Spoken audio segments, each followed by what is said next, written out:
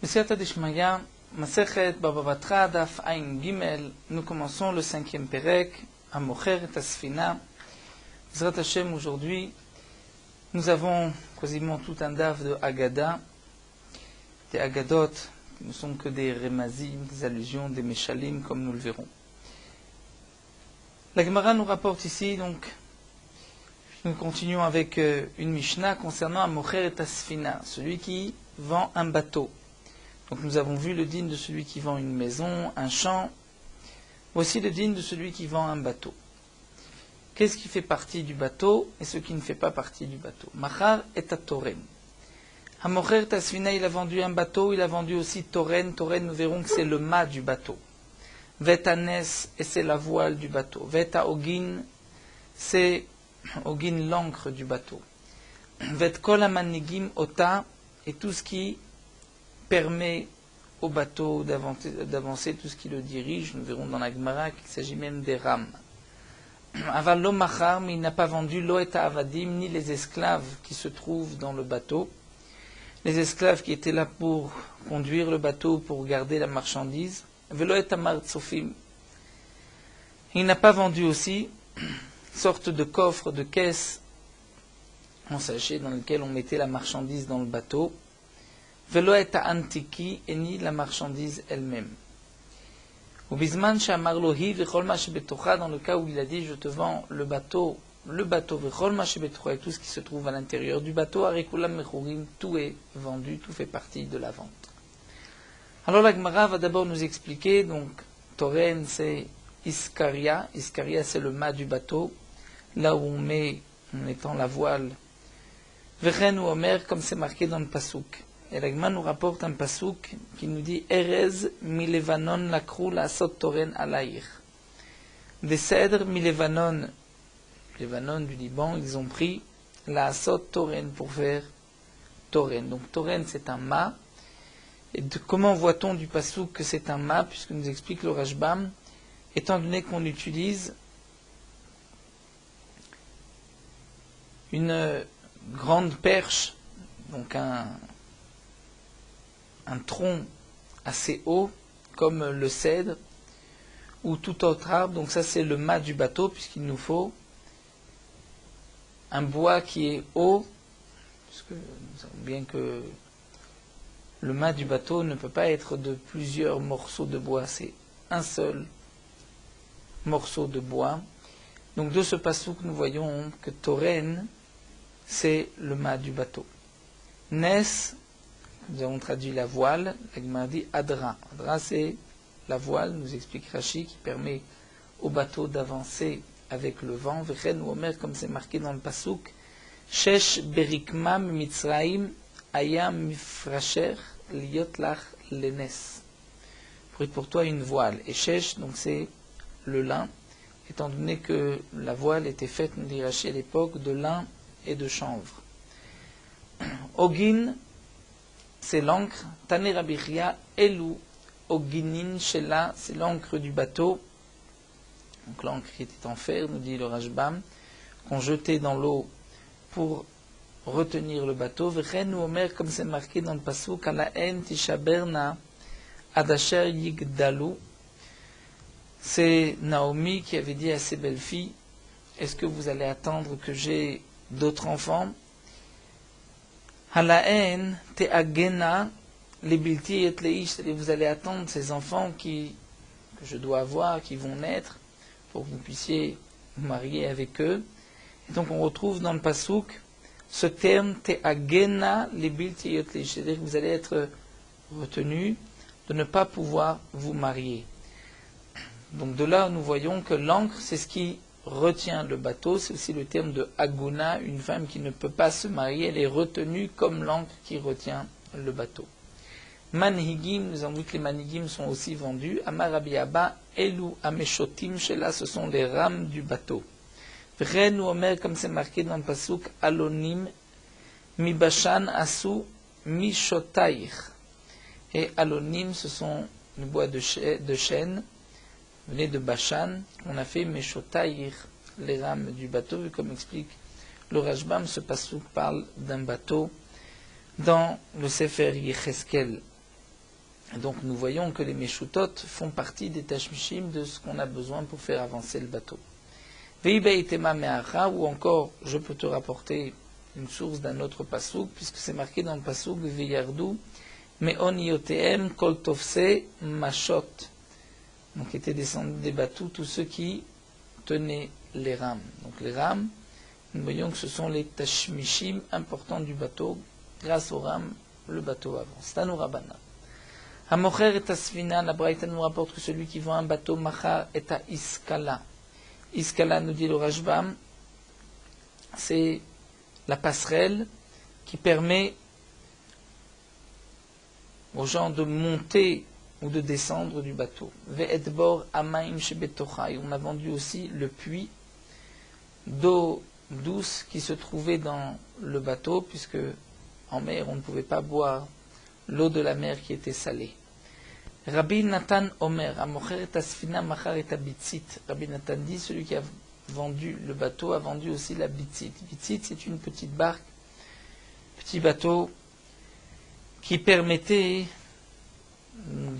d'atteindre ou de descendre du grand bateau, comme explique le Rashbam, puisque les grands bateaux ne pouvaient pas s'approcher de la terre, étant donné que le bateau était profond, risquait ensuite de se briser lorsque le niveau de l'eau allait être plus petit. Sumchus Omer Amocher Tasfina Machar et Dugit. Sumchus dit, celui qui vend le bateau a vendu la Dugit. Dugit, c'est aussi, comme la Bitzit, un petit bateau. Amar Rava, c'est ce que Rava rajoute et nous dit Bitzit a une Dugit. Bitzit et Dugit, c'est la même chose, c'est une petite barque. Et Rabbi Nathan, seulement Bablaé avait Rabbi Nathan. Bablaé était de Babel, il est monté de Babel, et donc Karela Botzit appelait cette barque Botzit, qui est d'Amrik, comme les gens avaient l'habitude de dire en Babel, Botziata de Mishan. Cette petite barque de Mishan, Mishan était un petit fleuve, donc on ne pouvait pas prendre de grands bateaux pour traverser ce fleuve. Sumchus, qui se trouvait des barres Eretz Israël en Eretz Israël, car les Dougit, appelés les petits bateaux Dougit, qui est dirtif, comme c'est marqué dans le Passouk.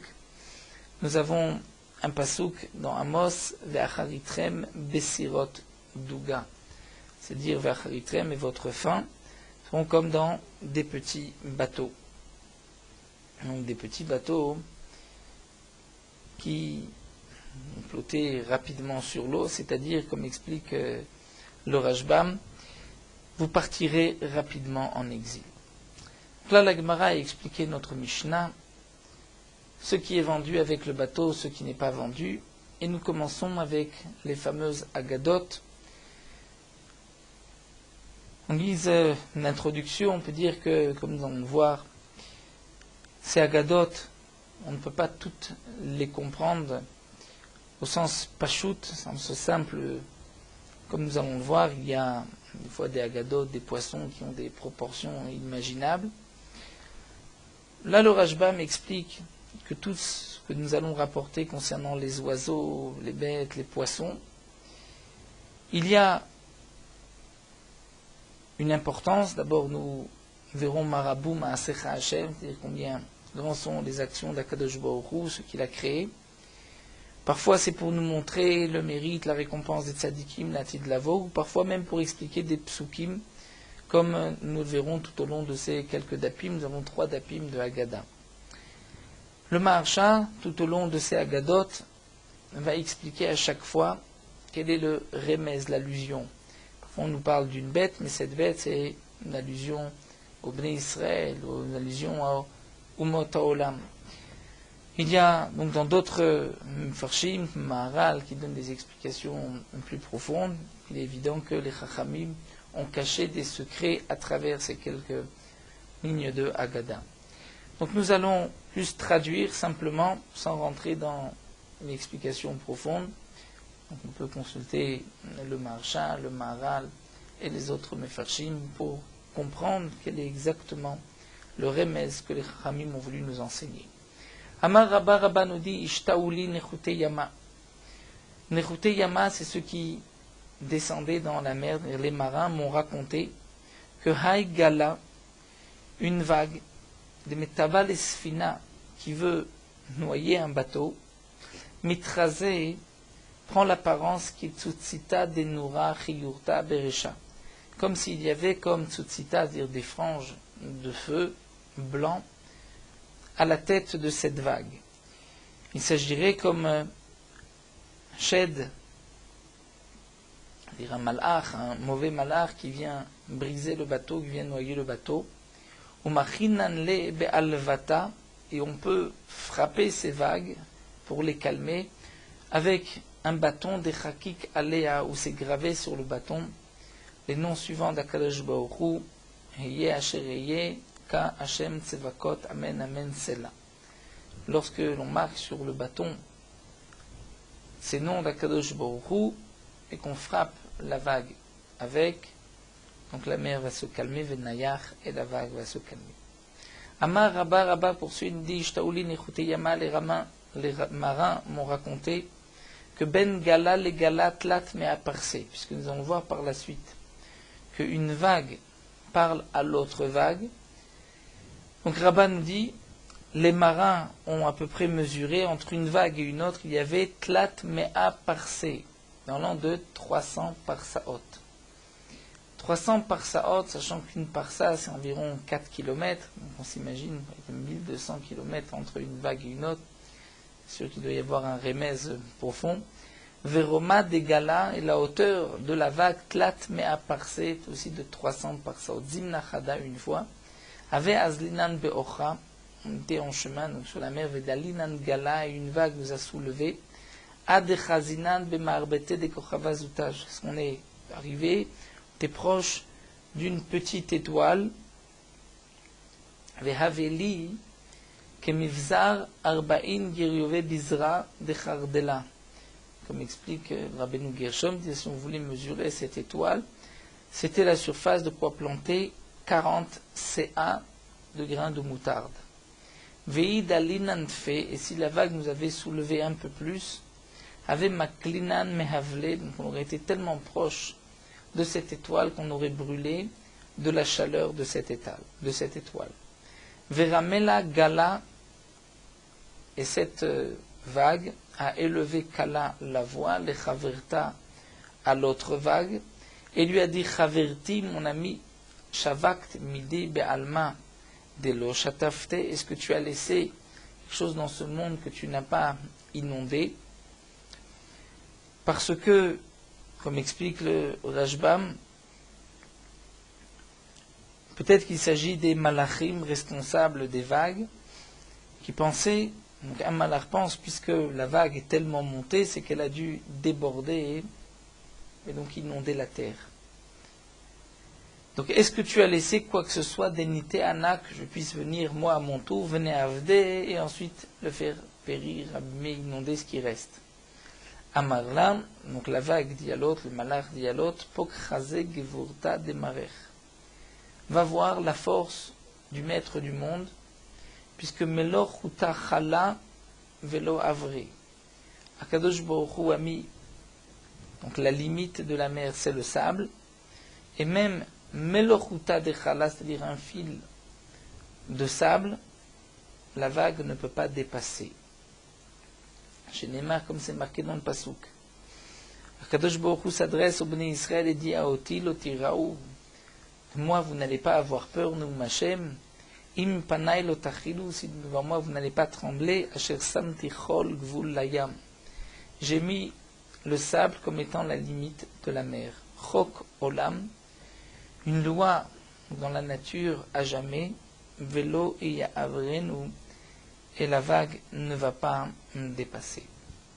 Amar Rabba, Rabba nous enseigne, les Didi Chazili, j'ai vu Hormin Barlit, ou Hormiz, c'est-à-dire, c'était le nom d'un shed, d'un démon, qui karaït Akoufia Deshura, lorsqu'il court, Akoufia Deshura sur le haut de la muraille de Mechouza, de la ville de Mechouza. Donc sur les dents, nous explique le Rashbam, de la muraille. Donc on nous rapporte ce maasé pour nous montrer la grandeur d'Akadosh Baruch Hu, la miséricorde d'Akadosh Baruch Hu qui a pitié de ces créatures et qui ne donne pas aux mazikim le droit de nous endommager. Et donc, Rabba décrit ce qu'il a vu. Il a vu un shed, un démon, donc courir sur la muraille, Veraït Parsha, et il y avait un cavalier qui courait en bas de la muraille, qui rachiv Chiyuta Mitatae, lorsqu'il était donc assis sur une bête ou soucia sur un cheval. Donc le cheval était en dessous de ce cavalier, Velo Yachile, et malgré tout, le cavalier n'arrivait pas à courir aussi vite que ce shed. Comme explique le Rashbam, le cavalier, lui, n'avait pas vu le shed. Zimna Chada, une fois, avait Mesargaan le Tarte Kodnaite. Ce shed avait mis 2 selles sur 2 sortes de dos de mule. Vekaiman atre gishre derogan. Et il a placé les 2 bêtes des 2 côtés, les 2 rives de ce fleuve d'Erogan. Veshoar mehai le'ai ou mehai le'ai. Il sautait d'une bête à l'autre, aller-retour. Venakit tre mazge de chamra beyade. Il avait 2 verres pleins de vin dans ses mains. Umorik mehai le'ai. Et il versait le contenu d'un verre dans l'autre, ou mehai le'ai, est-ce que contenait un dans l'autre, velo natfan nitufta le'ara. Pas une goutte qui est tombée sur le sol, veto ayom, et ce jour-là, c'est un jour de tempête de vent. Comme dit le Pasuk, Ya'alu shamayim yirdu teomot. C'est-à-dire que les vagues montaient jusqu'au ciel, et ensuite descendaient jusqu'au profond de la mer. Donc c'est pour dire que c'était un jour comme ce Ya'alu shamayim. Donc il y avait un vent, une tempête, normalement, aurait pu faire tomber un peu le vin, et malgré tout, donc on nous montre l'habilité de ce shed qui n'avait pas fait tomber une seule goutte. Ad deshamou bemalchuta, jusqu'au moment où le roi des Shedim, d'après les premières explications du Rashbam, avait entendu que ce shed se montrait aux humains, et ils l'ont tué, étant donné qu'il dévoilait le secret des Shedim Vekatlu, où ils l'ont tué. Le Rashbam donne une autre explication, que ce shed était en vérité le fruit de l'union d'un homme qui avait une relation avec une Shida, et ce shed vivait parmi les hommes, et le roi, c'était le César, qui avait peur que ce shed lui prenne la royauté, et donc l'a tué. Amar Rabba Rabba nous enseigne, les Didi Chazili Urzila Bar Yomé. Rabba dit, j'ai vu Urzila Bar Yomé. Urzila, c'est une bête, on appelle le Rehem. Si exactement le Rehem est comme on le traduit aujourd'hui, une sorte de cerf d'élan qu'on traduit aujourd'hui, mais dans la Gemara, on voit que les Rehem Karnav, le Rehem était une bête énorme, très grande, puisque, comme le rapporte Tosfot, la Gemara se pose la question où se trouvait le Rehem pendant le déluge, parce qu'il ne pouvait pas rentrer dans la Teva. Donc ce Rehem, cette bête, dit Rabba, je l'ai vu, un Urzila, un Rehem Bar Yoma, qui est né le jour même, des Hava qui était Kehar Tavor, comme ce mont de Har Tabor. Vehar Tabor, Kama avait combien était-il? Arba'a Parsé était de 4 parsaot, donc de 12 kilomètres. Umeshachad et Tsavaré, et la hauteur de son cou à ce Rehem était de Tlaté Parsé de 3 parsaot. Donc chaque parsa est de 4 km environ, 4000. Ubemar Beta Derecha, et l'emplacement où il posait sa tête lorsqu'il voulait se coucher sur le sol, c'était parsa ou palga, 1 parsa et demi. Rama Kufta, cette bête a fait ses besoins. Vesachar le Yardena, et les excréments de cette bête ont bouché le Yarden pendant un moment, le temps que l'eau, avec la force du courant, puisse petit à petit faire fondre ses excréments. Ve'amar Rabba Bachana continue et dit, les Didi Chazeli, moi j'ai vu Aï Akrukta, sorte de de crapaud, de grenouille, dit le Rashbam, des Ave qui était qui Akra de Agrounia, comme ce village de Agrounia. Ve Akra de Agrounia, Kama Ave, combien il était grand.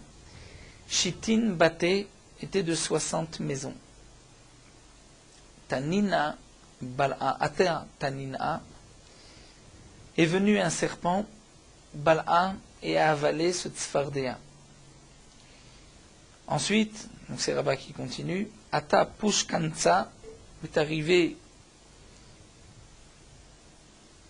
corbeau femelle, ou Bal'a le Tanina et a avalé le serpent. Vesalik, Yativ Beilana, et ce corbeau a été se poser sur une branche de l'arbre. Tachazé, regarde, Kaman Nafish Chele Deilana.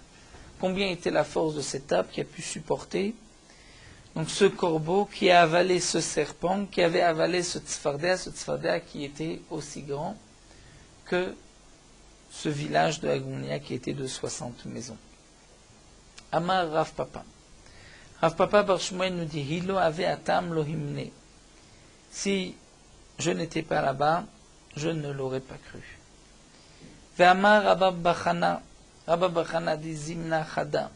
Une fois avec Hazina Besfinata, j'étais en voyage en bateau. Vechazinan, et j'ai vu Ha'u Kavara, un poisson.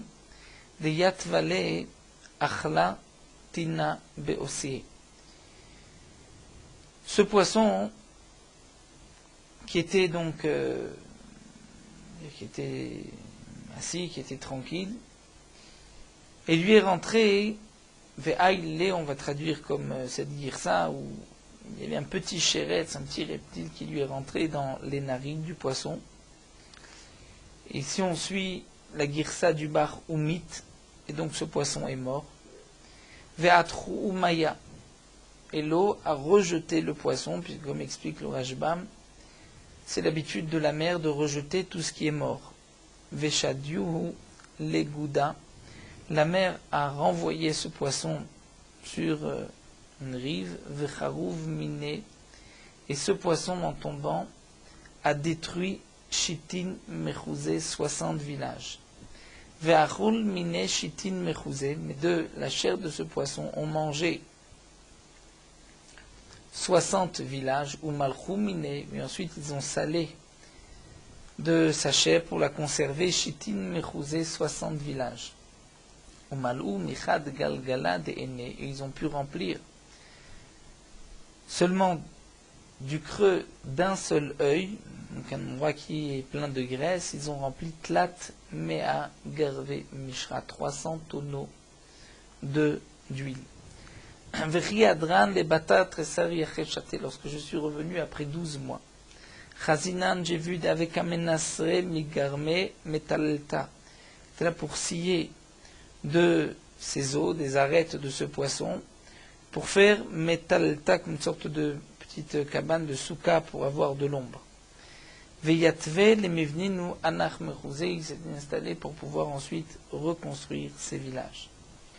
Ou si on suit la girsa du bar qui est plus précise par rapport à l'explication du Rashbam, donc on va lire vous menasre keshure migarme, veyatve le mevninu mechouzé, c'est-à-dire il fabriquait des poutres de ces arêtes, et donc il voulait construire les villages avec les arêtes du poisson. Vama Rabab Bachana continue de nous enseigne Zimna Chada, une fois avec Azlam Besfinata, j'étais en voyage en bateau. Et j'ai vu un poisson, de Yatvele Chalata Agabe. Il y avait sur ce poisson du sable sur son dos. Vekadach Agma, il l'avait. Il avait même poussé une sorte d'arbre, des herbes, sur ce sable qui se trouvait sur le dos du poisson. Mais Savrina, nous on a pensé qu'il y avait Shtahi, qu'en vérité ce n'était pas le dos d'un poisson, mais c'était la terre sèche, une île. Vesalkinan, et nous avons monté sur cette île, Vafinan, on a fait cuire, ou Bashlinan, cuire du pain, Bashlinan, une marmite, agabée sur son dos. Seulement lorsque le feu a chauffé, et que le poisson a senti cette chaleur, Vekatram Gabé, lorsque pour le poisson on sentait qu'il faisait chaud, it apir, il s'est renversé. Veilav d'ave mekarva sfinata. Ce n'était que nous avions notre bateau qui était proche, avec Avinan, on aurait pu se noyer. Vamar Rabab Bachana continue, il dit, Zimna Chada, une fois avait Azlinan besfinata, t'es en voyage en bateau, Vesagae sfinata, et le bateau avançait, Ben Shitza, les Shitza de Kavara, entre un nageoire et un autre d'un poisson. Le bateau a avancé Tlata Yomev et Tlata l'Elevate pendant 3 jours et 3 nuits pour traverser, et on imagine le poisson, combien il était énorme, puisqu'il a fallu 3 jours pour que le bateau puisse traverser entre un nageoire et un autre. Iu bezakifa ve'anan beshipula. De plus, le poisson lui allait dans le sens contraire du courant, du vent, et nous, ve'anan beshipula, on suivait le sens du vent. Et donc avec tout cela, il nous a fallu 3 jours, bien que donc on marchait, donc le poisson allait d'un côté et de l'autre, dans le sens contraire, il nous a fallu 3 jours pour traverser le poisson. Vechitema, peut-être que tu diras, l'omasgesfin tatouva, que le bateau n'avançait pas vite.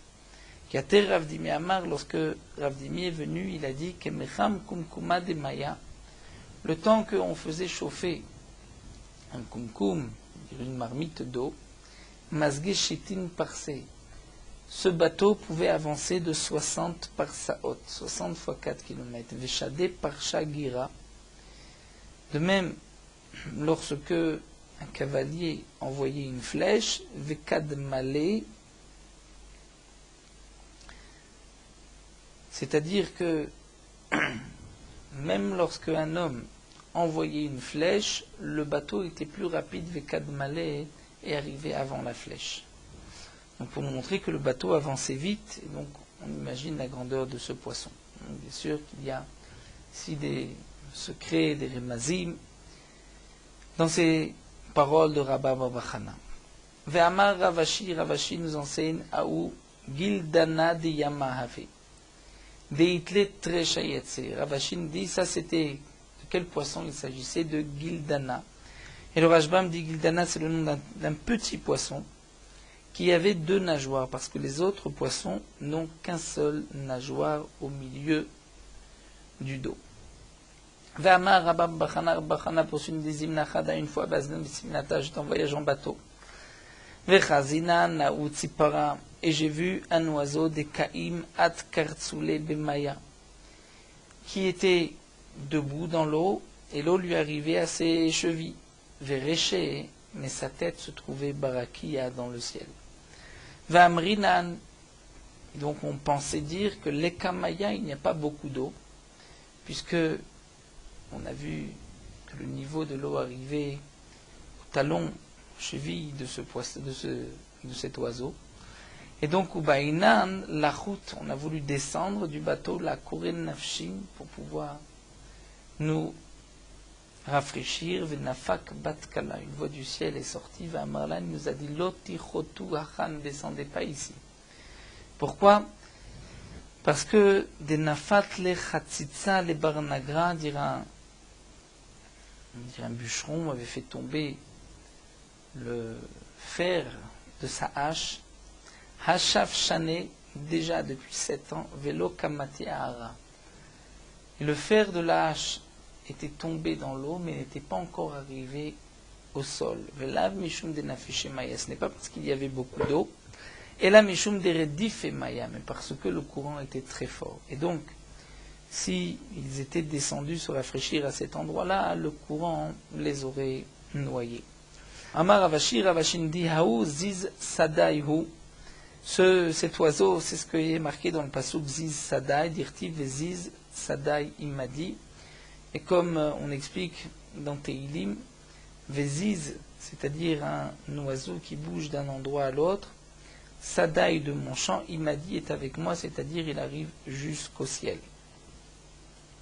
Ve'amar Rabab Bachanan Lizimna Chada, une fois avec Aznan Bamidbara, j'étais dans le désert. Ve'chazinan Haneu Avazé, et j'ai vu des oies, des Shamte Gadafayu Mishamanayu, que leurs plumes tombaient, Mishomanayu tellement elles étaient grasses. Vekan nagde nachale de mashra écoulés comme des fleuves d'huile mitutayu de dessous ses oies. Amina leu. Je leur ai dit, itlan, ou comme dit le bar, itli begavayhu, chalka le alma deate, est-ce que j'ai parmi vous une part au monde futur? Chada, une oie, d'aller gatfa a levé son aile, vechada et l'autre d'aller atma a levé sa cuisse, son pied. Qui a télécamé de Rabbi Lazar lorsque, c'est-à-dire d'abord le Rajba m'explique, le fait d'avoir levé l'aile ou le pied, c'était de manière de dire voici ta part au monde futur. Lorsqu'il est ensuite arrivé devant Rabbi Lazar à Marie, Rabbi Lazar lui a dit Atidin Israël iten alem et adin. Les bénis Israël vont par la suite devoir donner din vecheshbon, rendre des comptes. Étant donné que c'est à cause de leur faute que le Mashiach ne vient pas, et c'est aussi la raison pour laquelle ces oies souffrent, elles sont tellement grasses, alors qu'elles étaient donc destinées, on voit pour les tzadikim, et donc le fait que le Mashiach ne vienne pas, donc elles souffrent encore puisqu'elles sont de plus en plus grasses, mais elles ne sont pas, on va dire, libérées de leur souffrance. V'amar Rabba Bachana nous dit Zimna Chada, une fois avec Aznin Bematbara, j'étais en voyage dans le désert. Ve'itlavé Be'adan Autaya, et nous a accompagné un marchand arabe, d'Ave Shakil Afra ou Morachle. Ce marchand arabe pouvait prendre de la terre, sentir la terre, Ve'amar il disait Ha'ochal et Durtaplan. Voici le chemin pour tel endroit. Ve'ha'ochal et Durtaplan, et voici le chemin pour tel endroit. On lui a posé la question combien on est éloigné de l'eau. Vers Marlan, il nous a dit Avouli Afra, donnez-moi un peu de terre, de sable. Yavinanle, on lui a donné. Vers Marlan, il nous a dit Tmane Parsé, c'est-à-dire il manque encore, nous sommes à 8 parsaot d'un point d'eau. Ensuite, Taninan Viavinanle, encore une fois par la suite, on lui a posé la question, on lui a donné encore du sable. À Marlan, il nous a dit Mechakinan Tlate Parse. Là, cette fois-ci, on est loin de 3 parsaot. À Fachitle Velo Yechilitle. Nous avons essayé d'inverser, de mélanger le sable avec un autre sable pour voir est-ce qu'il était vraiment baki.